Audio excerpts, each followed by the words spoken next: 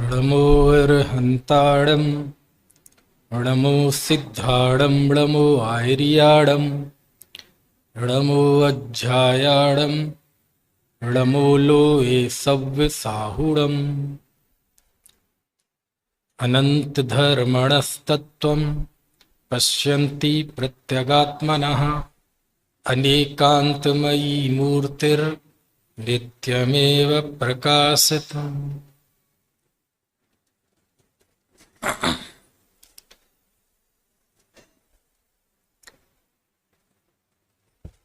बहुत खुशी का विषय है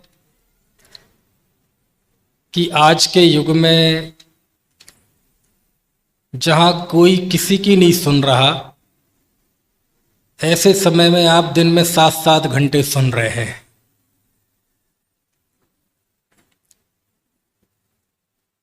जिस तरह का युग है, जिस तरह की परिस्थितियां हैं, उन परिस्थितियों में जब आप दुकान मकान के कार्य छोड़कर 70-80 घंटे तक इस जंगल में साधर्मियों के साथ जिन वचन सुनते हैं, तो ऐसा लगता है कि हम सबकी होनहार बहुत अच्छी है, हम सबका फ्यूचर बड़ा ब्राइट है। क्योंकि यदि ऐसा ना हो तो ऐसी प्रवृत्ति क्यों हो? क्योंकि जब हम शास्त्रों में जाते हैं तो इस समय की, इस युग की इतनी खराब इमेज है, इतनी खराब इमेज है। जब विभीषण रामचंद्र जी के यहाँ गया रावण का खेमा छोड़ के, और रामचंद्र जी की शरण में जाने पर कहा कि मैं तो रावण का भाई हूं, लेकिन रावण दुराचारी है, आतताई है, इसलिए मैं रावण का खेमा छोड़ के आपकी शरण में आया हूं। तो आजू बाजू वाले किसी व्यक्ति ने कहा कि तुम दुश्मन के यहां से आए हो, हम तुम पे यकीन कैसे करें? कहीं तुम्हारे मन में कोई छल हुआ, कोई साजिश तुम्हारे अंदर हो? नहीं। तो उस समय विभीषण ने कहा, उसने सौगंध खाई। कैसी? जैसे हम लोग घरों में सौगंध खाते हैं ना, विद्या कसम, माँ कसम, यदि मैं झूठ बोल रहा हूं तो मेरी आंखें फूट जाएं, गांव की महिलाएं बोली है मेरा बच्चा मर जाए, ऐसे कई तरह से। तो विभीषण ने ये सब तो नहीं कहा। विभीषण ने रामचंद्र जी को विश्वास दिलाने के लिए कहा कि यदि मेरे मन में जरा सा भी कोई छल हो तो मैं पंचम काल में पैदा हूं। कौन से काल में पैदा हूं? पंचम काल। यानी जिस युग में हम हैं, उस युग की क्या इमेज है शास्त्रों में, वो बताने के लिए मैंने आपको ये दृष्टांत दिया। लेकिन एक तरफ विभीषण की ये घोषणा उस समय मुझे अच्छी नहीं लगती जब आप लोगों के चेहरे देखता हूं।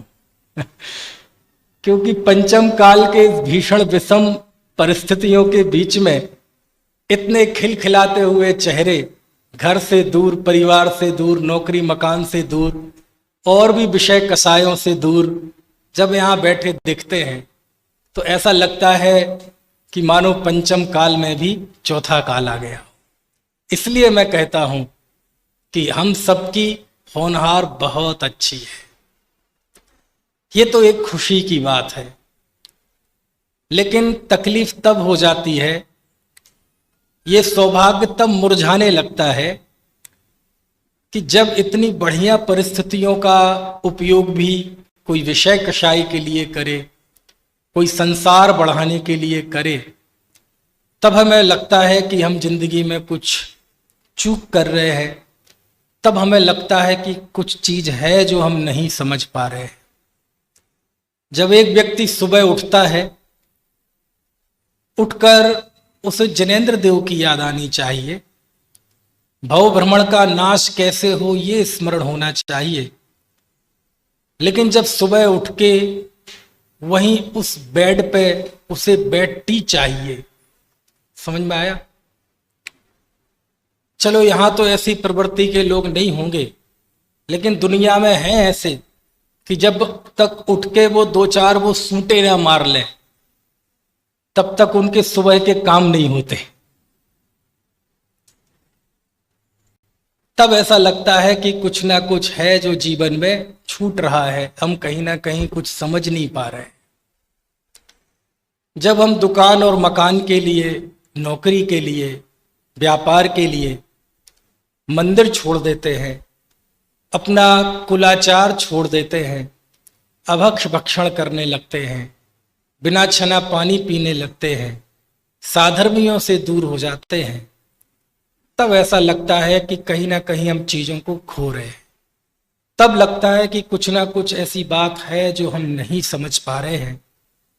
बस इसी प्रेरणा के लिए आज का ये विषय है, अवसर चूकने योग्य नहीं है। कभी भी वर्तमान का मूल्यांकन वर्तमान से नहीं होता। वर्तमान का मूल्यांकन जब आपको करना हो तो आपको भूतकाल में जाना पड़ेगा। जैसे हमने आजाद देश में श्वास ली, इसलिए हमें नहीं पता कि आजादी किस चिड़िया का नाम है, ये आजादी कितने है ना शहीदों के सिर मुंडों के ऊपर खड़ी हुई है, इसमें कितनों ने जान दी है, नहीं पता। ये तो वो जानते हैं कि जिन्होंने अंग्रेजों की गुलामी झेली हो, है ना, त्रासदी झेली हो, और फिर जब उन्होंने 15 अगस्त की सुबह देखी तो उन्हें पता है कि आजादी किसका नाम है। हम तो सावन के अंधे हैं, हमें तो हरा हरा ही दिखता है। कहने का आशय यह है कि वर्तमान का मूल्यांकन करने के लिए हमें इतिहास का पता होना चाहिए, इतिहास बोध होना चाहिए। आज हम जिन परिस्थितियों में हैं, आज हम मनुष्य हैं, आज अच्छी आजीविका है, थोड़ी कम ज्यादा हो सकती है, स्वस्थ शरीर है, 2 कदम पे जिन मंदिर है, घंटे 2 घंटे यात्रा करके जाओ तो तीर्थ क्षेत्र हैं, जिनवाणी है, जिनवाणी समझाने वाले हैं, साइबर युग है, डिजिटलाइजेशन का युग है, मोबाइल लो और बस नाम लो आपको किसके प्रवचन सुनने हैं, तत्काल मौजूद है। आज तो हमारी 5 उंगलियां घी में हैं। लेकिन इन परिस्थितियों तक हम आए हैं, इसके पीछे इतिहास क्या है, कैसे पहुंचे हैं हम। निगोज से लेके यहां तक की जो यात्रा है बड़ी दर्दनाक है, समझ में आया?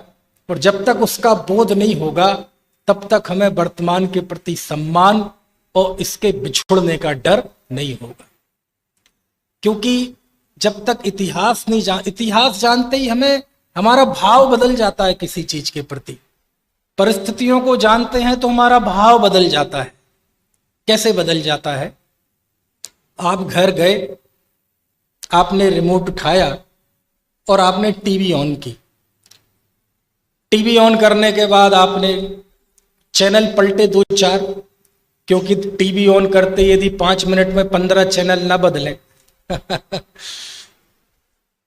और आपने एक चैनल लगाया, कोई बॉलीवुड की मूवी शुरू हो रही थी, उसकी शुरुआत में जो नंबर आते हैं ना, 200-500 नाम लिखे रहते हैं जिन्हें आज तक कोई नहीं पढ़ पाया वो नंबरिंग चल रही थी। आपको जिज्ञासा हुई कौन सी मूवी है, किसकी है, कहाँ की है। खैर मूवी शुरू हुई और मूवी शुरू होते ही पहला सीन आपके टीवी पर आया। पहला सीन क्या है? कटघरे में एक अपराधी नुमा लंबी चौड़ी कद काठी का एक व्यक्ति खड़ा है, प्रांजल की तरह, बाल बिखरे हुए हैं, दाढ़ी बड़ी हुई है, आंखों में गुस्सा है, सांकलों से बंधा हुआ है, जिसे लगभग 8-10 पुलिस वाले पकड़े हुए हैं। ऐसा एक दुर्दांत कोई अपराधी कटघरे में खड़ा हुआ है। अदालत लगी हुई है, जज बैठा है, वकील जिरह कर रहे हैं और हम सब की तरह कोई श्रोता भी वहां बैठे हैं। ये दृश्य खड़ा होता है। जज कहता है कि तुम पर अपराध सिद्ध हो चुका है, तुमने 4 निर्मम हत्याएं की हैं। क्या तुम ये बात स्वीकार करते हो? हां, करते हैं। तुम्हें अपने किए का कोई अफसोस? कोई अफसोस नहीं। क्या तुम अपने बचाव में कुछ कहना चाहते हो? अब यहां से फिल्म शुरू होती। अच्छा, ईमानदारी से बताइए, पहले दृश्य में जब हम उस व्यक्ति को देखा तो आपके मन में क्या भाव आएगा? आपको कैसा लगेगा? ओहो, ये तो कोई आतंकवादी है, ये तो कोई कातिल है, ये तो कोई बलात्कारी है, ये तो कोई बहुत बड़ा गुंडा डॉन दिख रहा है, ये तो जरूर कोई माफिया है। यही भाव आएगा ना आपके अंदर, एक तृष्णा, एक घृणा का भाव आएगा। अब यहां से फिल्म शुरू होती है। पहले 2-4 मिनट में यही सीन चलता है। फिर उसके बाद वो अपराधी जो कि आंख नहीं उठा रहा था, बिल्कुल शांत था, ऐसी आंख उठाता है, सिर उठाता है और जज साहब से कहता है, जज साहब मुझे अपनी सफाई में कुछ नहीं कहना। तो अदालत जानना चाहती है कि तुमने एक कृत्य क्यों किया। वो चुप है, बोलते क्यों नहीं। अदालत ये जानना चाहती है कि तुमने क्यों किया। अब फिर वो अपनी कहानी शुरू करता है और फिर पूरी 2.5 घंटे की फिल्म उसकी कहानी पे ही चलती है। फिर उसका चेहरा खो जाता है। फिर बस एक सीन शुरू होता है कि वो बहुत बढ़िया परिवार था, हंसते खेलते, उसके माता पिता, बहन, दादा दादी थे, उसकी पिता भी मास्टर थे, उसकी माँ भी मास्टर थी, बड़ा संस्कारित परिवार था। पूरा उन्होंने हंसता खेलता परिवार, दोनों भाई बहन कॉलेज जाते थे, दोनों टीचर्स के, प्रोफेसर्स के आंखों के तारे थे, हमेशा एक्स्ट्रा एक्टिविटीज में फर्स्ट, है ना, गोल्ड मेडलिस्ट। ऐसा एक बड़ा होनहार परिवार दिखाया गया, खुशियां दिखाई गई। एक आध बॉलीवुड में जो खुशियों के गाने होते हैं वो भी दिखाया गया, मजाक दिखाई गई, सब दिखाया गया। लेकिन एक दिन उसकी लड़की को कॉलेज से छोड़ते हुए कुछ गुंडों ने छेड़ दिया, बहन को। उसकी काफी तलखी हो गई, काफी वहां गर्माहट हो गई और वो घर आया। उसने अपने दोस्तों से कहा, दोस्तों ने भी अवॉइड करने की कोशिश की। उसने अपने माता पिता, दादा दादी से कहा, अरे बोले पढ़ाई पे ध्यान दो, इन सब चीजों में कुछ नहीं रखा, गुंडे मवाली होते हैं, ऐसे कहां तक उलझोगे। लेकिन उसके रगों में खून दौड़ता रहा, भारतीय भाई है ना, समझ में आया। एक दिन फिर छेड़ दिया। अब उस पर रहा नहीं गया, उसे लग रहा था कि पता नहीं मैं क्या कर दूं, इनकी हिम्मत कैसे हुई। राखी बंधवाई है, समझ में आया। और वह पुलिस में पहुंच गया कि हमारी बहन को कॉलेज से लौटते हुए 4-5 गुंडों ने बदतमीजी की है। पुलिस वाले भी हमारे भारत के कमाल हैं, उन्होंने उल्टा उनको ही डांटना शुरू कर दिया। आजकल की लड़कियां भी पढ़ने नहीं जाती हैं कॉलेज में, क्या कर रही थी तुम वहां, कितने बजे की बात है, पढ़ाई पे ध्यान नहीं देती। कुल मिला के उन्होंने भी ऐसा कुछ नहीं किया। एक आध दो तथाकथित नेताओं के पास भी गए, नेताओं को इन काम की फुर्सत नहीं है, बयानबाजी और हौसला जरूर बढ़ाते हैं। अंततः ऐसा कुछ नहीं, किसी भी तरह से कहीं मदद नहीं मिली और एक दिन वो उनसे खुद ही भिड़ गया। लेकिन भीड़ थी, जैसे तैसे बचाव हो गया और अंततः उनका कॉलेज जाना बंद हो गया। लेकिन जब 4-5-6 दिन कॉलेज नहीं गए, लेकिन अब जाना तो था ही, अंततः वह लड़की कॉलेज गई और एक फोन आता है उस लड़के के पास, उसके भाई के पास, कि तुम्हारी बहन को हमने अगवा कर लिया है, तू यदि सच्चा भाई है, तेरी रगों में अपने माता पिता का खून है, तो बचा ले अपने भाई बहन को। और उसके अंदर का जो भाईपना है वो जागृत हो जाता है और वह जाता है, उसने बताया कहाँ है, और वहां देखा सीन कि उसकी बहन के साथ कुछ लोग जबरदस्ती करने की कोशिश कर रहे हैं। उसने गुस्से में बगल में एक सरिया पड़ा हुआ था और उसने लड़ाई की, कुछ चोटें उसे भी आईं और गुस्से में उसकी सरिये की चोट किसी के सिर पे लगी, किसी के दूसरे के कान पट्टी पे लगी और अंत में हश्र ये हुआ कि 3-4 लड़के वहीं खत्म हो गए, तो बाकी भाग गए। समझ में आए ना। और इसने जाके अपने आप को पुलिस में सरेंडर कर दिया। और ये पूरी घटना कितने घंटे दिखाई, जो मैंने 2.5 मिनट में सुनाई वो 2.5 घंटे में दिखाई। इसके बाद फिर से वही सीन आया जो पहले मिनट में आया था। कौन सा सीन? वही अदालत है, वही जज है, वही वकील है, सब कुछ वही है। अब फिर से वही दिखा, वही बड़ी बड़ी बाल, वही बड़ी बड़ी दाढ़ी, वही सांकलें, वही पुलिस वाले, वही गंदे गंदे दांत, वही आंखें लाल। अब मैं आपसे पूछता हूं, 2.5 घंटे बाद फिर से आप उस बच्चे को देखेंगे, अब आपके मन में क्या भाव आएगा? अब आएगा गुस्सा उस पे? अब आपको उसके अंदर एक क्रूर अपराधी दिखेगा? अब आपका हृदय, अब आपको उसके प्रति सहानुभूति जागृत होगी। अभी आपकी आंखों में उससे गुस्सा दिख रहा था, क्रूरता दिख रही थी, अब आपको गुस्सा आएगा इस समाज के प्रति, इस कानून के प्रति, इस माहौल के प्रति। अभी आपको वो अपराधी दिख रहा था, अब कौन अपराधी दिखेगा? ये समाज अपराधी दिखेगा। ये कैसे बदला? धरती वही है, आकाश वही है, हवाएं वही है, जज वही है, वकील वही है, टीवी वही है, रिमोट वही है, सीन वही है, चित्र वही है, वही दाढ़ी, वही सांकल, वही पुलिस वाले, वही वकील, सब कुछ तो वही है। बदला क्या? ये जो आपके भाव में बदलाव आया, ये काय का नतीजा है? आपने परिस्थिति को जान लिया, आपने इतिहास को जान लिया। यदि आप इस बात को नहीं जानते तो आप वर्तमान का मूल्यांकन सही कर पाते? यदि आप पूरी घटना को नहीं जानते तो आप उसके प्रति जो गलत छवि थी वो आपकी बनी रहती ना। बस इसीलिए मैं कहता हूं, वर्तमान को जानने के लिए इतिहास की चेतना जरूरी है।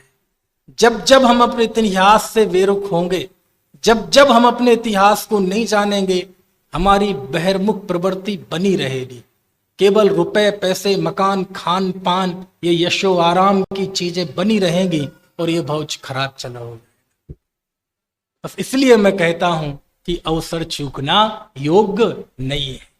अब क्या है हमारा इतिहास? क्या है हमारी परिस्थिति? आज जो इतनी 5 उंगलियां हमारी घी में है, इसके पीछे हमारा कोई इतिहास भी है क्या? बोले हाँ, बहुत लंबा इतिहास है। आज थोड़ी सी 25-30 मिनट में हम उस इतिहास की चर्चा करें। आप जानते हैं हम सबका इतिहास क्या है? सुदूरवर्ती इतिहास। पिछली पर्याय में आप कौन थे, मैं कहां था, ये थोड़ा अलग अलग हो सकता है, लेकिन चले जाइए आप बहुत हजार लाख करोड़ वर्ष पहले, असंख्यात वर्ष पहले, अनंत वर्ष पहले चले जाएं और हम सबका इतिहास एक पॉइंट से शुरू होता है, एक ही बिंदु से शुरू होता है। उसे हमारी शास्त्रीय भाषा में कहते हैं निगोध। क्या नाम है उसका? निगोध। और इसी बात को छेड़हलाकार ने याद किया है। काल अनंत निगोध मझार, बीत्यो एकेंद्रिय तंधा। हम सबके इतिहास का सबसे प्राचीन बिंदु कोई है, जहां से हमारी ये यात्रा शुरू होती है आने जाने की, वह है निगोध। निगोध जिसकी सबसे निकृष्ट अवस्था यह है कि हम श्वास के 18वें भाग में जिए और उतने में ही हम मर गए। यानी एक श्वास में 18 बार हमारा जीवन, ये हमारी निगोध की अवस्था थी। निगोध में भी सूक्ष्म लब्ध अपर्याप्तक निगोधिया जीव। ये क्या बोल दिया मैंने, सूक्ष्म लब्ध? यहां से सुनो, यहां निकाल दो, अभी उस पर ज्यादा नहीं। ठीक है, कुल मिला के यही हमारी अवस्था थी, सबसे निकृष्ट अवस्था, कि हम श्वास के 18वें भाग हमारी जिंदगी होती थी। समझ में आया? कितनी श्वास कितनी छोटी होती है, यानी चुटकी से भी कम हमारा जीवन होता था। इतने में हमारा हम जन्म ले लेते थे और हम मर जाते थे, और जन्म और मौत के बीच में भी बहुत कुछ कर जाते थे। कितने में? ये हमारी अवस्था थी। लेकिन शास्त्र में लिखा 6 महीने 8 समय में 608 जीव। कितने? 608 जीव उस नित्य निगोध से निकलते हैं और व्यवहार राशि में आते हैं। मात्र 608 जीव, मात्र 608, यानी अनंतानंत जीवों से मात्र 608। यानी 608 यदि निकले हैं तो एक के निकलने का चांस कितना था? अनंत नहीं निकले तब एक निकला। ऐसे समझो आप, जैसे आपके ताश होती ना, ताश 52 पत्ते उसमें होते हैं, 52 पत्ते में एक पत्ता है हुक्म का इक्का। अब ये 52 पत्ते आपके सामने रख दिए, उसमें एक पत्ता ऊपर का निकले, वो हुक्म का इक्का निकला। अच्छा, उस एक पत्ता हुक्म का इक्का निकले, पहला ही पत्ता, इसके कितने चांस हैं? 1/52। 1 के 52 हिस्से करो, उतने चांस है हुक्म का इक्का निकलने के। हो सकता है वो सबसे आखिरी का पत्ता हो, ये नहीं है, ये नहीं है, ये नहीं है, 52 मां निकले। ऐसे ही 608 जीव में से जो एक निकला ना, उसके चांस कितने हैं? अनंत जीव में से एक निकलता है कोई, इतने कम चांस होते हैं किसी के निकलने के। लेकिन शास्त्र में उपमा दी कि जैसे कोई भड़भूजे में, भड़भूजा जानते कि नहीं? आज का नवयुवक नहीं जानता होगा, जहां पे ये चने वगैरह भूजे जाते हैं। जैसे भड़भूजे में से कोई एक आध चने का दाना बिना किसी के प्रयत्न के, बिना किसी प्लानिंग के, बिना किसी प्रोटोकॉल के, सारे प्रोटोकॉल तोड़ के एक आध कोई चना उछट के बाहर आ जाए, पर ऐसे कोई अनंत जीव में से एक आध जीव निकलकर बाहर आ जाता है। ऐसे 6 महीने 8 समय में 608 जीव निकलते हैं। इस बात को कहते हैं कि उस निगोद से निकलना बहुत कठिन काम है। यह जीव अनंत काल तो निगोद में रहता है, कभी एक आध किसी इत्तेफाक से यह जीव निकलकर बाहर आ जाता है। और निगोद से निकलकर पृथ्वी कायक, जल कायक, अग्नि कायक, वायु कायक होता है। बहुत कठिन है ये होना। पृथ्वी कायक, जल कायक, अग्नि कायक, वायु कायक जीव होना भी बड़ा दुर्लभ है। लेकिन चलिए, हम सब उन 608 में हमारा नंबर आया, उसके बाद निकलकर हम स्थावर हुए। स्थावर से निकलकर बहुत कम जीव होते हैं जो विकलत त्रय में आते हैं। विकलत त्रय आप जानते हैं, 2 इंद्रिय, 3 इंद्रिय, 4 इंद्रिय, ठीक है, इनको कहते हैं विकलत त्रय। ये कीड़े मकोड़े होना भी दुर्लभ है। कीड़े मकोड़े होने के लिए भी कीड़े मकोड़े होने जितना पुण्य चाहिए, मक्खी मच्छर होने के लिए भी मक्खी मच्छर जैसा पुण्य चाहिए। पेड़ को वो पुण्य नहीं है जो एक इंद्रिय बन के बैठा है। वायु कायक के पल्ले में वो पुण्य नहीं है कि वो ये मक्खी मच्छर बन सके, इसके लिए भी पुण्य चाहिए। समझ में आया? इस बात को शास्त्रों में लिखा है, दुर्लभ है निगोद से थावर अरु त्रस गति पाना। उस निगोद से निकलकर विकलत त्रय में आना दुर्लभ है, बहुत कठिन है, क्योंकि जीव अनंत हैं और त्रस जीव तो केवल असंख्यात हैं। 2 इंद्रिय, 3 इंद्रिय, 4 इंद्रिय, 5 इंद्रिय केवल असंख्यात हैं। यदि अनंत के सामने असंख्यात की हैसियत देखी जाए तो आप ऐसे समझ लें, आप समुद्र में जाएं और एक उंगली डालें, और उंगली निकालने के बाद उसमें जितना पानी रह जाए, तो समुद्र में जो हैसियत उस पानी की है, समझ लो अनंत जीव में इतनी हैसियत इन त्रसों की है। 2 इंद्रिय, 3 इंद्रिय, 4 इंद्रिय, 5 इंद्रिय, इतने कम है। समझ में आया? यानी कितना कठिन है वहां से निकलना।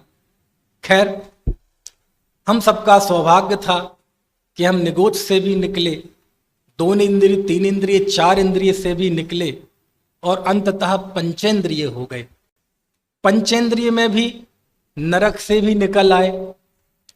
निकल आए कि नहीं? 4 गतियां हैं ना, तो नरक से निकल आए, और त्रेंच से भी निकल आए।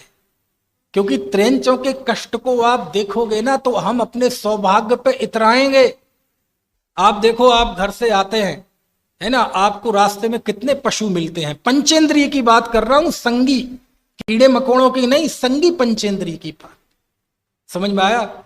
आप बाइक से जा रहे हैं, अचानक कुछ ऐसा हो गया कि एक छोटा सा कुत्ता, छोटा सा क्यों कह रहा हूं, आजकल बड़ी साइज के मिलते ही नहीं छोटा सा कुत्ता, आपकी गाड़ी उसके पैर के ऊपर से निकल गई। अब वो कुत्ता ची ची ची ची ची करता है, तकलीफ में है, कराह रहा है। समझ में आया? और वह कहीं घास फूस में, बारिश में तो वैसे भी घास फूस बहुत होती है, कहीं कोने में जाके पड़ा रहेगा, तड़फेगा। पहले तो चींची करेगा, एक लेवल के बाद चींची भी बंद हो जाती है, कराहना भी बंद हो जाता है। वही पड़ा रहेगा, तड़फता रहेगा, भूखा प्यासा, एक आध दिन में वहीं पड़ा पड़ा मर जाएगा। बोलो उसकी खबर लेने वाला कौन है? कोई मुमुक्षु मंडल, कोई नगर पालिका, कोई एनजीओ, कोई फेडरेशन? कौन है उसकी सुधि लेने वाला? हमें तो कब सुधि आएगी? जब उसमें से बदबू उठने लगेगी। मोहल्ले वाले पहले परेशान होंगे कि बदबू आ कहां से रही है। तब एक आध कोई मोहल्ले का नेता टाइप आदमी थोड़ा ढूंढेगा और उसे पता चलेगा कि ये यहां बॉडी इसकी सड़ रही है। तब जाके आप नगर पालिका के या किसी कर्मचारी को 100 रुपए देंगे और वो उठा के फेंक देगा। मैं आपसे पूछता हूं, वो नित्य निगोज से तो निकला, कीड़े मकोड़ों के दर्दनाक स्थिति से भी निकल आया, पंचेंद्रीय हुआ, संगी हुआ, लेकिन बेचारे को मनुष्यपना नहीं मिला। और उस दशा में कैसी दयनीय स्थिति उसकी बनी, समझ में आता है? कभी चले जाइए कत्ल खाने में, कैसी स्थिति बनती है गायों भैंसों को। कोई गाय, हजारों लाखों गाय, हजारों नहीं, हजारों शब्द छोटा है, लाखों पशुओं को, गाय भैंसों को पहले उन्हें उल्टा लटकाया जाता है, 3 दिन तक भूखा रखा जाता है, समझ में आया?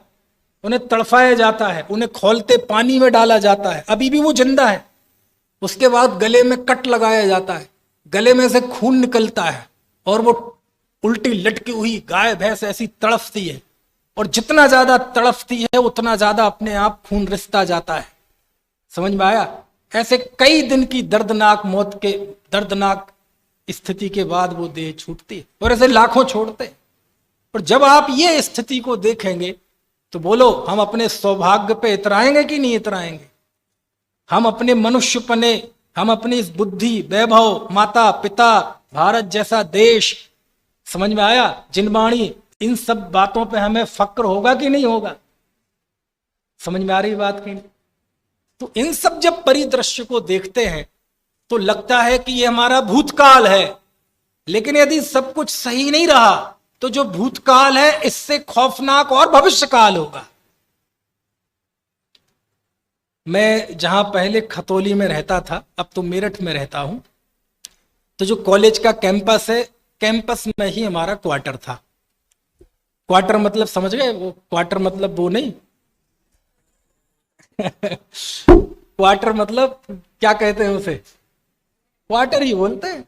हाँ, तो सरकारी आवास थे, तो बहुत दूर, ज्यादा देर नहीं लगती थी अपने क्वार्टर से कॉलेज के में एंटर करने के लिए। मुश्किल से 1 मिनट भी नहीं, कुछ सेकंड्स लगते थे।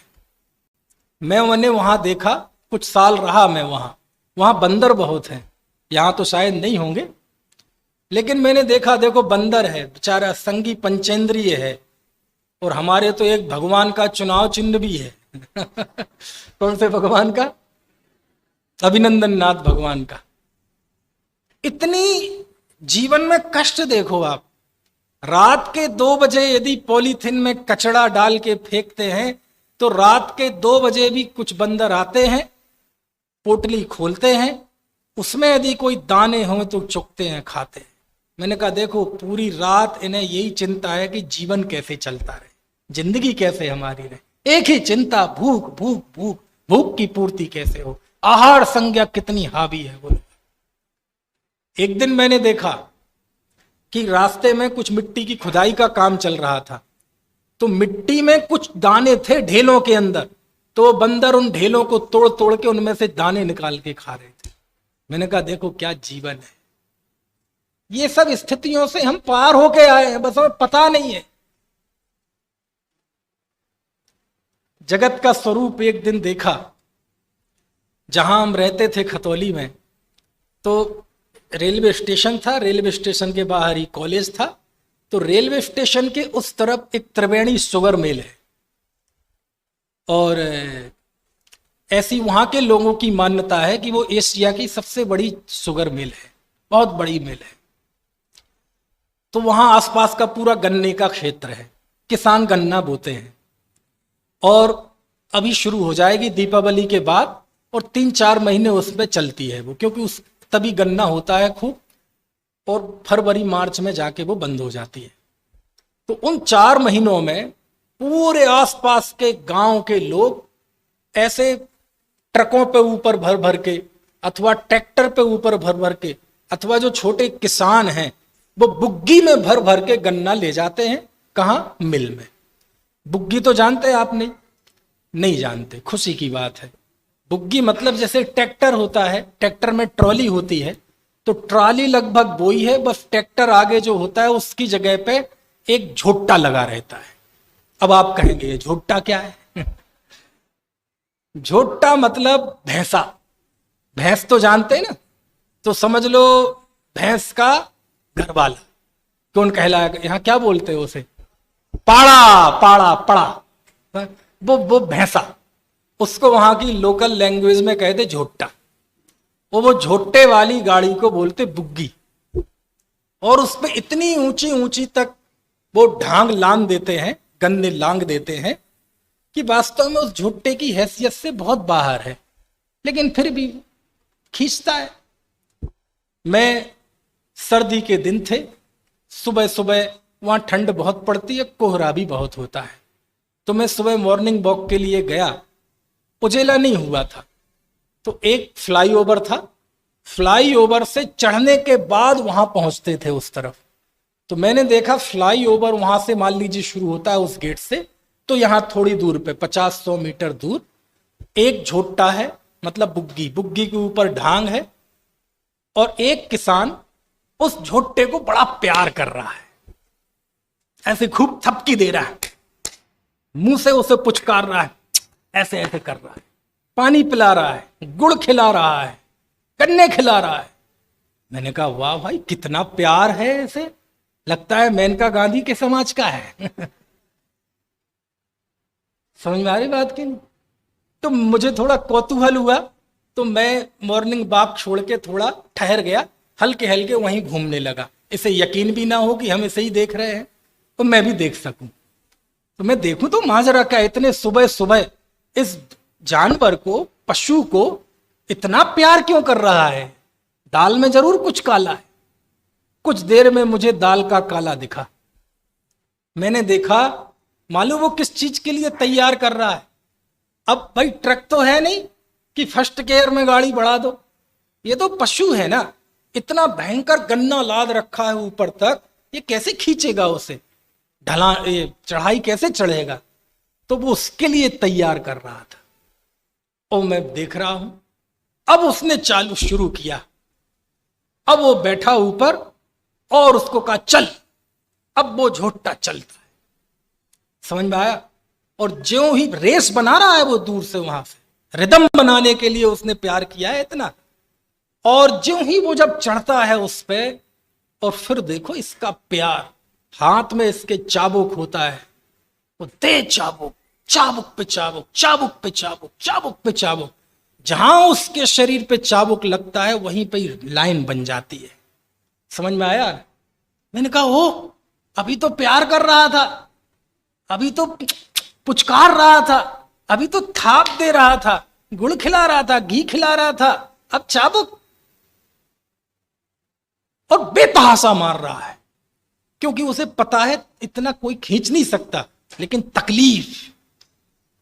समझ में आया? उसके गले में जो वो गाड़ी का वो रखा है, यहां पर खून निकल रहा है, मवाद भी बह रही है। समझ में आया ना? और वो खून रोज होता है काम, तो खून वहां जम जम के वो तारकोल डामल जैसा हो गया है, उस पर मक्खियां भिनक रही है, लेकिन फिर भी लगा हुआ है, ताजा खून भी बहने लगा है। और ठंड के दिन है, और जहां उस झोट्टे की सांस लगती है ना जमीन पे, सड़क पे, वो गीली हो रही है, इतनी तेज उसकी सांस चल रही है, लेकिन वो पीछे से सोटे पे सोटा, सोटे पे चाबुक पे चाबुक चढ़ रहा है। मैं भी चलता गया, मैंने भी देखे तो जरा संसार का स्वरूप। और जब रेलवे ट्रैक के ऊपर चढ़ तो गया, अब प्लेन जमीन आ गई, तो वहां फिर से रुक जाता है उसे, अब फिर से चैनल चेंज होता है, पानी पी। समझ में आया? मैंने कहा देखो क्या संसार का स्वरूप है। अभी पुचकार रहा था, फिर चाबुक पे चाबुक, अब फिर पुचकार रहा है, फिर गुड़ खिला रहा है। क्यों? चढ़ना तो सरल था, केवल ताकत की जरूरत थी। अब उतरने के लिए ताकत की तो ऐसी जरूरत नहीं है, लेकिन स्किल चाहिए। समझ में आया ना? आपने शिखर जी चढ़ते हुए नहीं गिरे होंगे कभी, उतरते हुए गिरते हैं, बैलेंस चाहिए पड़ता है। और जब वहां उतरते हैं ना, अनेक बार ऐसी स्थिति बनती है आदित्य जी कि वो जाता है, उसके पैरों का बैलेंस बिगड़ता है और वो झूठा गिर पड़ता है, और ऊपर की वो ढांग पूरी, क्योंकि एक इमरजेंसी ब्रेक लगता है एक तरह से, पूरी ढांग उसके ऊपर गिरती है और उसकी वहीं बीच हाईवे पे समाधि बन जाती। वो किसान तो उछल के नीचे आ जाता है। ये सीन आम है, और जब वो सीन देखते हैं तो समझ में आता है, अहो अहो, इतनी भयंकर भयंकर, इतनी दर्दनाक ऐसी ऐसी परिस्थितियों को हम पार करके आज यहां बैठे हैं। ये हम सबका इतिहास है, ये सब का भूतकाल है। इन सब दर्दनाक और भयंकर परिस्थितियों से हम निकल कर आए। आप या हम एक तो नहीं, सबका ही है ऐसा। जो जो भी दुनिया में आप ऐसे प्रताड़ित लोग देखते हैं, प्रताड़ित जीव देखते हैं, ये सब हमारा इतिहास है, और ये सारी बातें शास्त्रों में लिखी हुई है। यदि आप पंच प्रवर्तन का स्वरूप पढ़ लेंगे तो ये सारी चीजें हाथ पे रखी हुई मणि की तरह दिखाई देंगी। लेकिन जो भी हुआ, हम उन परिस्थितियों से पार होकर आ गए, नारकी से भी निकल कर आ गए, पशु की पर्यायों से भी निकल कर आ गए, और हम सबका सौभाग्य था कि हम मनुष्य हुए। कौन हुए? मनुष्य। लेकिन मनुष्य होना ही कोई सौभाग्य की इतिश्री नहीं है। समझ में आया? दुनिया में कितने ही जीव होते हैं मनुष्य, जो मां के पेट में तो आते हैं लेकिन उनका जन्म नहीं हो पाता। उन्हें मनुष्य आयु गति तो मिली, लेकिन वो इतनी कम आयु मिली कि उनका जन्म ही नहीं हो पाया और मां के पेट में ही खत्म हो गए। ऐसे भाव हमारे खत्म हो जाते हैं मनुष्य को। समझ में आया? मनुष्य भाव मां के पेट में आए और मां के पेट में ही मर गए। कभी प्राकृतिक तौर पे मर गए, कभी अप्राकृतिक तौर पे मार दिए गए। समझ में आए ना? कभी आप जाएंगे यहां, जो क्या कहते हैं, चाइना, वहां एक बच्चे का नियम है, अब 2 का हो गया। लेकिन लोगों में संयम तो है नहीं, तो वहां बच्चे होते हैं और वहां लोग मनुष्य का मांस खाते हैं। दुनिया में कौन सा प्राणी है जिसका मांस ये चाइनीज नहीं खाते हो? मनुष्य का मांस खाते, और जितना ताजा बच्चा होता है उतना महंगा बिकता है। वहां हॉस्पिटल में बच्चा पैदा हुआ और बुकिंग होती है पहले से, और 10 मिनट में वह बच्चा रेस्टोरेंट में पहुंच जाता है और वहां धो धा के ओवन में रख देते हैं, और 10 मिनट बाद वो लोगों की थालियों में पहुंच जाता है। समझ में आया? देखो, मनुष्य जन्म तो उसको भी मिला, मनुष्य आयु तो उसे भी मिली, लेकिन उसकी झोली में उसकी इतना सौभाग्य नहीं था कि वह उससे आगे बढ़ पाता। ना जाने ऐसे कितने जन्म खत्म हो जाते हैं हमारे। समझ में आया ना? है? ऐसे भी हो जाते हैं कि कोई व्यभिचारी थे और हम किसी की पेट में आ गए, और जिन माँ बाप ने, कुदरत की तौर पे तो माँ बाप हैं ही वो, भले ही कानूनन ना हो, जिनने पैदा किया वो ही जाके हॉस्पिटल में जाके अबॉर्शन करा देते हैं, वो उसका भाव खत्म हो जाता है। और ऐसे देश के, पूरे विश्व के लाखों हॉस्पिटल के बाहर सुबह कूड़े के ढेर में पेट में मार दिए गए बच्चों की बोटी पड़ी मिलती है, जिसे कुत्ते चाटते हैं। समझ में आया? अब देखो, वो कहां से यात्रा शुरू करके आया था, निगोज से, नरक से निकला, तिरंच से निकला, मनुष्य हो गया। लेकिन मनुष्य होते हुए भी उसकी झोली में इतना सौभाग्य नहीं था कि उसे अच्छे माता पिता मिलते, उसे अच्छी आयु मिलती। वो ऐसे माता पिता के घर में जन्म लेता जो माता पिता न्याय नीति पूर्वक जीवन जीते, पंचों की उपस्थिति में, समझ में आया, अपने माता पिता की रजामंदी से समाज के हजारों लोगों के बीच में सीना तान कर देवशास्त्र गुरु की साक्षी में विवाह करते। समझ में आया? और जब वो करते और खुशी मिलती कि बहन के गर्भ हो चुका है, तो सादे होती, खुशियां मनाई जाती, लड्डू बांटे जाते। होता कि नहीं? ये सौभाग्य उनको नहीं मिला। किनको? जो पेट में मार दिए। इसका मतलब क्या है? इसका मतलब यह है, मनुष्य होना ही केवल सौभाग्य नहीं है, मनुष्य के साथ अच्छे माता पिता मिलना। क्योंकि हम में से यदि एक होते कोई ऐसे माता पिता की संतान, तो या तो पेट में मार दिए गए होते और कदाचित जन्म भी ले लिए होते तो ऐसी जिल्लत भरी जिंदगी होती। कुछ बात समझ में आ रही कि नहीं है? रोज सुबह उठ के जरा अपने माता पिता को एक अर्घ दिया करें। अर्घ मतलब ये अष्टद्रव्यों का अर्घ नहीं, थैंक्स। उनके विनय करना, उनके पैर छूना, उनकी भावनाओं की कद्र करना। क्यों? क्योंकि आपने माता पिता, आपने न्याय नीति पूर्वक जीवन जिया। समझ में आया? माता पिता की सबकी आशीर्वाद से पंचों की उपस्थिति में विवाह किया। आज हम सीना तान के चल सकते हैं। यदि यह नहीं हुआ होता तो आप हमें छिपाते फिरते और हम भी छिपाते फिरते। कुछ बात समझ में आ रही कि नहीं? समझ में आया? इसलिए अच्छे माता पिता मिलना, अच्छा परिवार मिलना, यह घनघोर पुण्य का उदय समझिए। कुछ बात समझ में आ रही कि नहीं है? चलो, आयु मिल गई, लेकिन पैदा हुए, पैदा होते ही कोई लूला पैदा हो गया, कोई लंगड़ा पैदा हो गया, कोई अंधा पैदा हो गया। बोलो कैसा जीवन निकलेगा?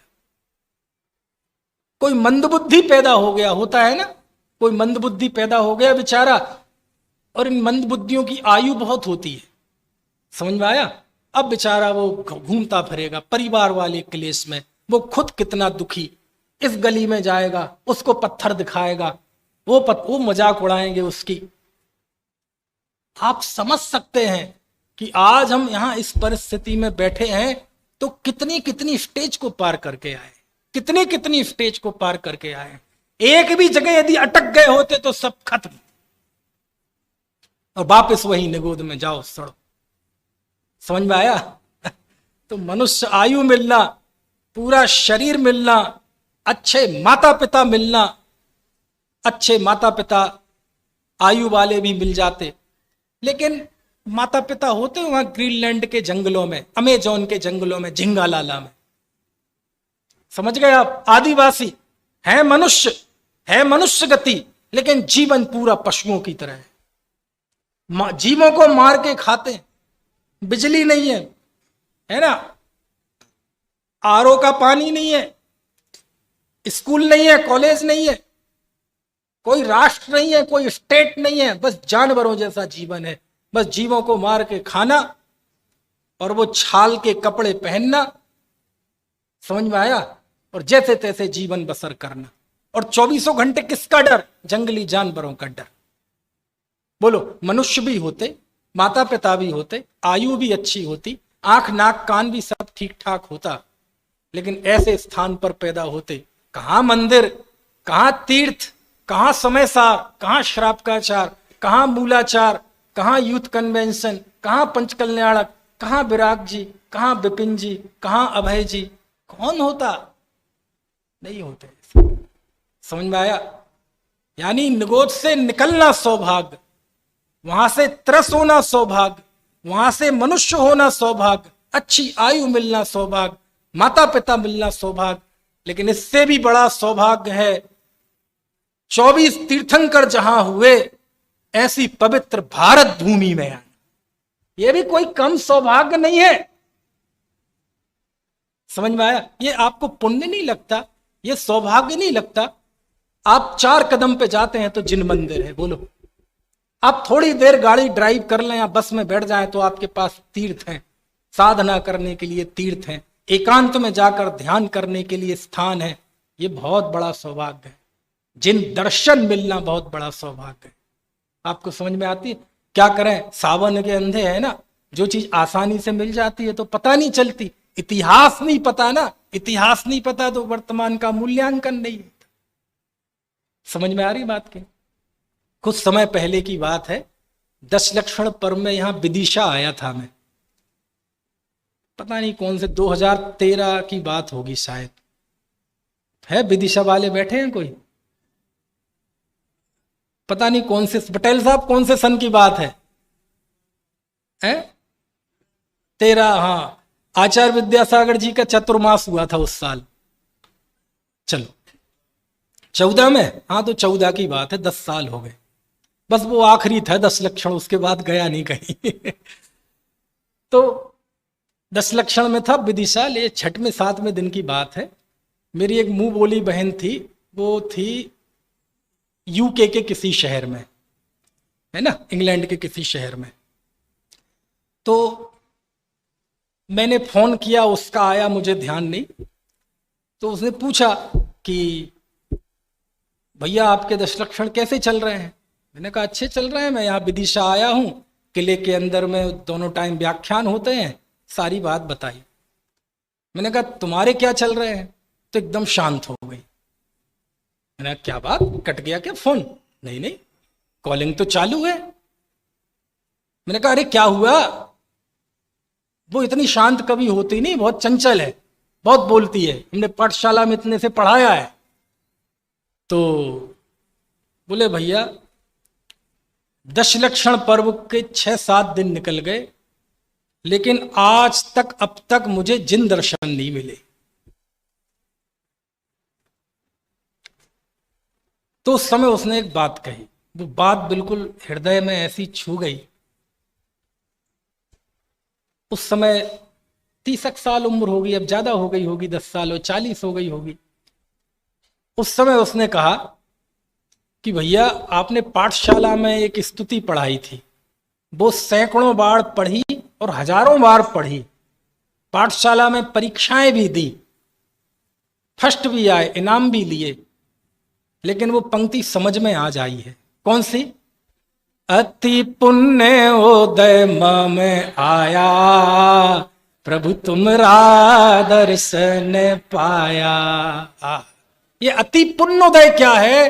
बोले व्याख्या मत करो, इस सब समझ गए सब क्या है।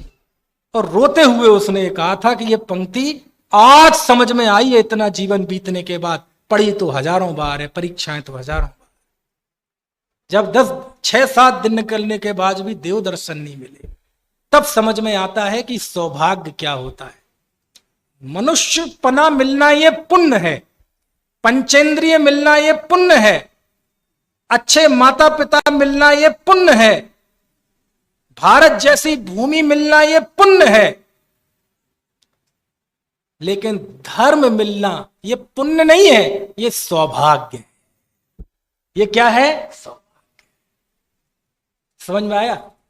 पुण्य तो वो है जो कर्म हमें देता है, सौभाग्य वो है जो हम महसूस करते हैं। फर्क समझ में तो नहीं आया दोनों में। क्या कहा जरा बताना, जरा कौन बताएगा। प्रशम, पुण्य क्या है। पुण्य तो जो कर्म के उदय से हमें मिलता है। सौभाग्य क्या है, जिसमें हम प्रिविलेज महसूस करते हैं। समझ में आ रही है बात की नहीं है। आप कह रहे हैं कि पंडित जी आप तो हमें डरा रहे हैं। यदि आपको ऐसा लगता है कि आपका इतिहास बता के हम आपको डरा रहे हैं, तो आपको सही लगता है, हम डरा ही रहे। डर जरूरी है। ये डर चला गया इसलिए छलमय जिंदगी हो गई, ये डर चला गया इसलिए असंयममय प्रवृत्ति हो गई, ये डर चला गया इसलिए कुलाचार तक छोड़ दिया, ये डर चला गया इसलिए तो भाई भाई 1-1 इंच की जमीन के लिए कोर्ट कचहरी करके जिंदगी खराब करने के लिए तैयार है। ये डर चला गया इसलिए तो घरों से जिनवाणी विदा हो गई। डरना जरूरी है, ये भय जरूरी है। समझ में आया। क्यों, ये पक्का है इस बात का कि यदि इस जीवन में हमने इस जीवन में रत्नत्रय की प्राप्ति नहीं की, भेद विज्ञान नहीं किया, 6 द्रव्यों का स्वरूप नहीं जाना, 7 तत्वों का निर्णय नहीं किया, अपने प्रभुत्व को अपने विभुत्व को नहीं जाना, तो पक्का है कि अगला जो भविष्य होगा ये इससे भी दर्दनाक होगा, इससे भी भयंकर होगा। गुरुदेव के सामने जब ये प्रकरण आता था तो वो कहते थे कि 1 इंद्रिय 2 इंद्रिय हैं। बोले पेड़ पौधे हवा, इन्हें कोई जीव मानता है? नहीं मानता। कौन मानता है इन्हें जीव? बोले क्यों नहीं मानता? बोले जब ये संगी पंचेंद्रिय हुए थे, इन्हें भी मनुष्यपना मिला था, देव मिले थे, शास्त्र मिले थे, गुरु मिले थे, सारे ज्ञानियों ने, जिनवाणी ने, आचार्यों ने, तीर्थंकरों ने इसे कान पकड़ पकड़ के समझाया कि तुम जीव हो, तुम शरीर नहीं हो। जब इसने अपने आप को जीव नहीं माना, उस स्थिति में आज ऐसा दंड मिला कुदरत के द्वारा कि इसे भी कोई जीव मानने के लिए तैयार नहीं है। तो आपको यदि लग रहा है कि मैं डरा रहा हूं, तो हां डरा रहा हूं, डर जरूरी है, डर जरूरी है। समझ में आया? लेकिन ध्यान रखना, बात डर की नहीं है। चलो हो गया, हमारे बुंदेली में कहते हैं अब गए कोस गिनवे से क्या फायदा। प्रांजल सुना है? गए कोस गिनने से मतलब, गए कोस यानी जो, हाँ, जो अब रास्ता चला गया उसका क्या सोचना। आखिरकार हम इन स्थिति से निकल आए ना, इस बात की तो गारंटी है ना कि हम इन परिस्थितियों को पार करके आज यहां आ गए ना। लेकिन वापस उस स्थिति में ना जाएं, इसकी गारंटी तो नहीं है ना। इसके लिए तो कुछ करना पड़ेगा। तो ये बात सत्य है कि हम इन परिस्थितियों को पार करके आए हैं, लेकिन इसके साथ एक और बड़ा महासत्य है जो हमें भय करने के लिए नहीं, भयभीत होने के लिए नहीं, भय मुक्त होने के लिए है। वो क्या है कि यदि मैं निगोद में भी था तो था ना, मैं ही था ना। यदि मैं विकलत्र में आया, कीड़ा मकोड़ा हुआ, तो मैं ही था ना। यदि मैं पूर्व पर्यायों में नारकी भी था, त्रेंच भी था, देव भी था, तो मैं ही था ना। और आज भी मनुष्य हूं तो मैं ही हूं ना। यानी इस चर्चा से एक बात और निकल कर आती है। एक चर्चा हमारे अंदर भय पैदा करती है, लेकिन दूसरी चर्चा हमें भय मुक्त भी तो करती है। कौन सी चर्चा? कि मैं था, सब कुछ बदला, मैं नहीं बदला। निगोद भी अवस्था गई, लेकिन मेरा व्यय नहीं हुआ, मेरा नाश नहीं हुआ। और ये मनुष्य अवस्था भी चली जाएगी तो मेरा नाश नहीं होगा। इसका मतलब मैं रहूंगा, मेरा नाश नहीं होगा। इसका मतलब डरने की जरूरत। ये चर्चा एक ओर हमें भयभीत करती है, लेकिन दूसरी ओर आश्वस्त भी तो करती है, भय से मुक्त भी तो करती है कि डरने की जरूरत नहीं है। समझ में आया? सब कुछ था, सब चला गया, एक चीज थी जो नष्ट नहीं हुई, वो मैं तो रहा ना, और अनंत काल बाद भी मैं रहूंगा ना। ये अपने अस्तित्व का बोध, ये हमें निर्भय करता है। जब अमितंजय और अमितगढ़ी नाम के दो मुनिराज जब जमीन पे उतरे, किसको समझाने? शेर को समझाने। देखा है शेर? पिंजड़े में देखा होगा, कभी खुला देखना।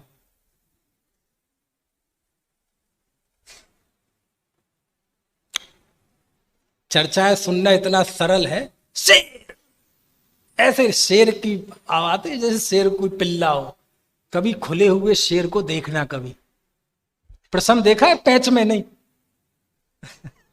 नहीं मिला था, देख, मैंने देखा है?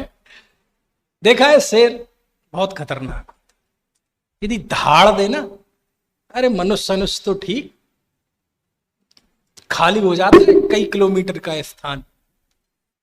खैर, शेर है, शेर ने हिरण को दबोच लिया है, उसका खून कर दिया है, मांस खा रहा है, हाथ लाल है, मुंह लाल है, मुंह में भी मांस है। और दो मुनिराज उतरते हैं, आकाश से उतरते शेर को समझाने। तो शेर को समझाने की है सम्यक दर्शन, तुम विराजो मैं जा रहा हूं, तुम विराजो मैं जा रहा हूं। ऐसा वर्णन गुणभद्राचार्य उत्तर पुराण में करते हैं। और उस जीव की परिणति इतनी पवित्र हो जाती है, इतनी पवित्र हो जाती है, व्रत ले लेता है, व्रत ले लेता है, बोलो अणुव्रती हो जाता है। यद्यपि उसने 5 व्रतों के नाम नहीं सुने, लेकिन व्रती हो जाता है। यद्यपि उसने करणानियों के अनुसार उसने अप्रत्याख्यानावरण कषाय का नाम नहीं जाना, लेकिन अप्रत्याख्यानावरण का क्षोभम कर देता। ऐसी पवित्र वृत्ति उसकी हो जाती है।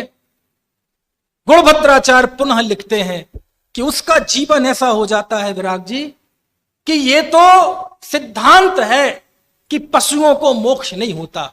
यदि पशुओं को मोक्ष होता तो शेर को वही मोक्ष हो जाता, ऐसा नहीं। अब समझे आप इतिहास चेतना का अर्थ क्या है। पूर्व के भव याद आए तो भय भी आया, लेकिन तुरंत भय मुक्त होने का आलंबन भी मिल गया कि मैं भयभीत क्यों हूं, क्यों, अरे मेरा कभी अभाव नहीं होता। ये जो अपने अस्तित्व की चेतना है, ये निर्भयता के लिए। समझ में आया? इसलिए मैं बार बार कहता हूं कि ये अवसर चूकने योग्य नहीं है। क्यों? शास्त्र में लिखा, एक आप समय हो गया, समय खत्म करता हूं। वैसे मैं समय कब तक नहीं मानता हूं कि जब तक विराग जी खड़े ना हो जाए वो होने ही वाले हैं। एक चुटकी राख लीजिए आप, राख, राख समझ गए आप? राख, राख लें और जाके आप, शास्त्र में तो लवण समुद्र लिखा है, आप कोई भी समुद्र में जाके डाल दें, समुद्र में जाके डाल दें ऐसे। अब डालते ही उसके पार्टिकल्स सब बिखर जाए। और समुद्र का स्वरूप तो जानते हैं ना, कितने लोगों ने देखा है साक्षात समुद्र? देखा है पहली बार जब भाईंदर गया था ना, आप भी थे वहां 98 में या 9 में, 26-27 साल पहले, तो पहली बार मैंने समुद्र देखा। तो देखते ये भाव आया, आंखें फटी फटी रहेंगी, इसे कहते हैं समुद्र। हम ऐसे ही किसी को उपमा में कह देते हैं, आदमी तो ज्ञान का सागर है, इसका सागर है, उसका सागर, कोई कुछ ज्यादा कह देते हैं यार, समुद्र बहुत होता है। देखा है समुद्र? ऐसे समुद्र में आप एक चुटकी राख डाल दें, अब वो पार्टिकल दोबारा उसके, वो राख के कण दोबारा कब आएंगे और एक साथ उस स्थिति में मिलेंगे? असंभव जैसी बात है ना, बहुत कठिन है। शास्त्र में लिखा है, शास्त्र में लिखा है, ये मनुष्यपना मिलना और उस ये सारी परिस्थिति मिलना इतना ही कठिन है। क्योंकि यदि एक बार ये बिखर गई तो इतना बड़ा है संसार, इतना बड़ा है संसार, कहां गुमनामी के अंधेरे में खो जाएंगे। ऐसी भी परिस्थिति में जा सकते हैं कि कोई हमें जीव मानने के लिए तैयार नहीं होगा। इसलिए क्या कहते हैं, अवसर चूकने योग्य नहीं है। ये बात डरने के लिए नहीं, काय के लिए है? भय मुक्त होने के लिए है। थोड़ा सा डरें भी और उसके फल के रूप में भय मुक्त हो जाएं, ऐसी भावना के साथ अभी की बात। हेलो।